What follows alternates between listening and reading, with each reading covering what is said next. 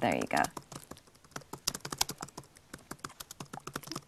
I'm sure they like to hear it, even if it is a little bit sappy. I tell them all the time, but I mean, to be honest, there's probably not very much that they don't know. And if they don't know, it's for a reason. Okay, our next question is from Graham Conway in Toronto. And his question is, what is your attitude towards collaboration with peers in the pop music scene? Is it an idea which scares, excites, or even interests you? At this very moment, I really don't want to do any collaborations, especially contemporary ones, because I want to really stand on my own 2 feet and make this new album is my moment to create what will later be perceived 20 years from now as my iconic. That's what you should always be, I think, striving for. So I think sometimes, especially today, collaborations are not the same as they used to be. You collaborate to get your song on a different radio format, or to up your record sales, or get people to pay attention to you by putting a superstar on your record, and I just think it's kind of trivial and boring. So the only reason I did that collaboration with Beyonce is because I genuinely love her and I genuinely wanted to collaborate with her, and there's no other reason to collaborate with someone. And she is a real good person, Beyonce. I mean, I would say she is my favorite contemporary person in pop music. She is my favorite. She is a lovely, lovely person, and she is so kind, and I don't know how anyone could ever say one bad thing about her, to be honest. Good answer. So I just want to make sure that we have, today collaborations are about appealing to a wider market and gaining radio plays and album sales. Is that kind of above artistic integrity, would you say? Is that sort of your problem with it? Or beneath. Or, like, you know, to me, artistic integrity is... Well, so are you saying that they're trying to push it above artistic integrity, whereas you will only collaborate with someone like Beyonce if you feel that you should? It's if I feel that I should, yeah, exactly. You know, there's no reason to just put someone on a record because it's fashionable or good for you. You know, you should do it because you want to. Brilliant. Okay, our next question is from Joe 3H Weinberger in Los Angeles. Ugh. He's got a very simple question. Tupac versus Biggie. Ugh. Joe, you are...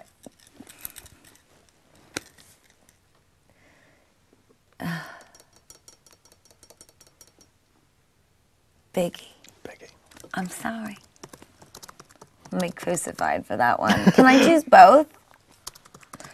But I'm Biggie. We could put, can I choose both? Can I choose both? Can I choose both? That's a good answer. They're both amazing. It's a very diplomatic answer. I mean, but Biggie is, you know, I gotta be honest about what I listen to. Dead wrong. I mean, what are you gonna, come on. Okay, our next question is by, I think it's Jere or Jere, I'm not entirely sure how to pronounce it, Jere from the Netherlands. And their question is, what question do you want to be asked? What question has no interviewer ever asked you, but you would love to answer? How are you? I rarely get asked, how are you? How are you? I'm great. I had to do that. I knew that whatever you said, I hoped it wasn't going to be too huge and complicated. Yeah, but there you it's go. not. That's fab. Okay. You know, because people say, you know, nice to meet you, how are you? But no one ever really asks you, like, how are you? How are you? What's going on with you? How are you? Like, you know, and sometimes, you know, you meet someone in a bar, and they say, like, how you doing? And I don't get to experience that anymore because, you know, it's, how are you? Please sign this. So it's a bit different. So I appreciate the how are you. Okay, our next question is from Gareth Pugh. Oh, Gareth. And Gareth's question is, I see all these pictures of you getting off a plane in an outfit, a full-on head-to-toe look. I want to know how you do it. I can't really picture you in a Virgin sleep suit, but I'm assuming the plane is one place where you can catch up on your sleep. So what happens between the plane and the arrivals lounge? I sleep in all my glamorous glory. Is it a bit like Dynasty? Is it like a full face of makeup sleeping? Yes, it is. It's very funny, actually. Jimmy Iovine, who's the president of Interscope Records, we took a flight together from Heathrow to Los Angeles, I think it was, and he was pissing himself laughing because he could not understand how I was watching a movie for like 12 hours straight, watching movies, drinking out of my teacup, full makeup and outfit and hair done, and he was laughing so hard. He could not understand. And he said I reminded him of Stevie Nicks. He said Stevie Nicks is the same way. I can't help I am the way that I'm a lady. I don't want to be seen in a Virgin Mobile sweatsuit. Damn right. Well, that's giving the game away to you. What? So the next question, or one of the questions that's coming up, which I will ask you now. Let me just find it for you. It's from Harmony Corinne. And his question is, for 2 days worth of world peace, would you eat a hamburger made of human flesh? Yes. Just for 2 days? See, that my debate was, would I do it just for 2 days? Yes. Would I want the whole thing? Yes. Yes. Yes. Without a second thought? Without a second thought. Fantastic. Anything is worth 2 days of world peace. Anything is worth 1 day of world peace. Except I wouldn't kill anyone, obviously. But I guess suppose you'd have to kill someone to make the burger. Would you?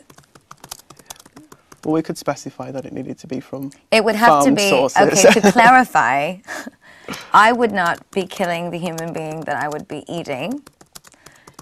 And it would have to be a cadaver of someone that had already passed. So it would have to be an old lady burger. You're making this worse for yourself as well.